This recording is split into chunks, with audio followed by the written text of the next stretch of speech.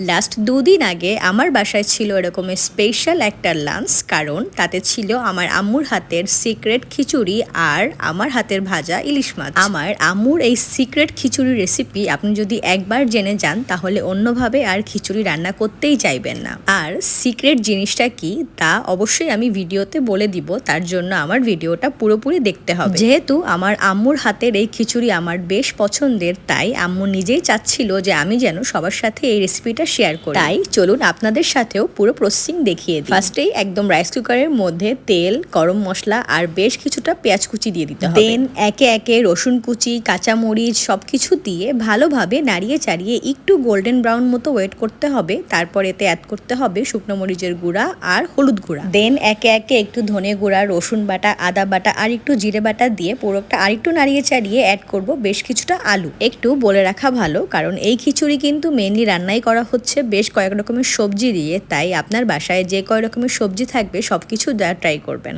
Anyway আলুটা কিছুক্ষণ নাড়াচাড়া করার পরে এখানে দিয়ে দিয়েছিল গাজর আর বেগুন। ওই যে বললাম আপনার বাসায় যে কয় ধরনের সবজি থাকে সবকিছুই দিতে পারেন, কোনো সমস্যা নেই। এনিওয়ে তারপর অ্যাড করেছিলাম বেশ কিছু ভাজা মুগ ডাল, আর তারপর আরেকটু নাড়িয়ে চাড়িয়ে দিয়েছিলাম চাল আর মসুর ডাল। চাল ডালের মাপটা আমি আসলেই বুঝি না, আপনারা আপনাদের মেজারমেন্ট মতো দিবেন আর কি। এরপর অ্যাড করেছিলাম আমার আম্মুর সিক্রেট ইনগ্রেডিয়েন্টস, আর তা হলো আমড়া। হ্যাঁ ঠিকই শুনেছেন, আমড়া দিয়ে খিচুড়ি রান্না। যাই হোক, এরপর আমড়া দেওয়ার পরে দিয়েছিলাম কয়েকটা ফুলকপি। দেন পুরোটা একটু নাড়িয়ে চাড়িয়ে দিয়েছিলাম স্বাদ মতো লবণ। দেন লবণ দেওয়ার পরে পুরোটা ভালোভাবে আর একটু মিক্স করে এতে অ্যাড করতে হবে পরিমাণ মতো গরম পানি। অ্যান্ড দেন ওপর থেকে দিতে হবে বেশ কিছু কাঁচা পেঁয়াজ। তারপর একটু ঢেকে দিয়ে সিদ্ধ হওয়ার জন্য সময় দিব। এই কাঁচা পেঁয়াজটা কিন্তু দেওয়ার অবশ্যই ট্রাই করবেন, এতে করে খিচুড়ির টেস্ট চেঞ্জ হয়ে যায়। যাই হোক, এরপর খিচুড়ি ঢেকে দিয়ে 80% মতো রান্না হয়ে যাওয়ার পরে ওপর থেকে একটু কাঁচা মরিচ আর 1 চামচ চিনি ছড়িয়ে দিয়ে আবার ঢেকে দিব। তারপর আর কি 15-20 মিনিট কুক করলেই কিন্তু একদম ঝরঝরা খিচুড়ি রেডি। দেন অ্যাজ ইউজুয়াল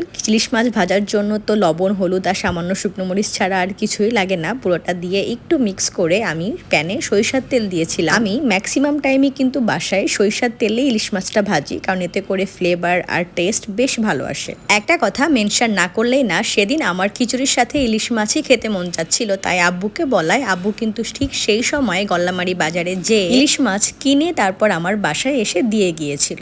ভাই আসলেই কিন্তু বাবা মায়ের ঋণ কখনো শোধ করা যাবে না, তারা আপনার জন্য সবকিছু করতে পারে। যাই হোক, অনেক কথা বললাম। এরপর ওদিকে ইলিশ মাছ ভাজার পরে সেই তেলেই আমি শুকনো মরিচ আর একটু পেঁয়াজ ভেজে নিয়েছিলাম, অ্যান্ড তারপর চলে আসলাম প্লেটিং এ। অ্যান্ড ট্রাস্ট মি, সেদিন এই প্লেটিং করার সময়ই আমার বাসায় পুরো স্মেলে ভরে গিয়েছিল। খিচুড়িটা এত পারফেক্ট ছিল, মাশাআল্লাহ। আমার আম্মুর খিচুড়ি সবসময়ই ভালো হয়। সবারই কিন্তু রান্নার আলাদা আলাদা সিস্টেম থাকে, যেমন আমার আম্মুর এই খিচুড়িতে একটু টক দেওয়ার যে ব্যাপারটা, এটাতেই কিন্তু খিচুড়ির টেস্ট চেঞ্জ হয়ে যায়। আর নামানোর আগে সামান্য চিনি। বিশ্বাস করুন, আপনি এই দুটো জিনিস একটু দিয়ে দেখেন আপনার খিচুড়ি হয়ে যাবে সেরা। তাই একবার বাসায় আমার আম্মুর এই সিক্রেট রেসিপিতে খিচুড়ি ট্রাই করুন। Thank you.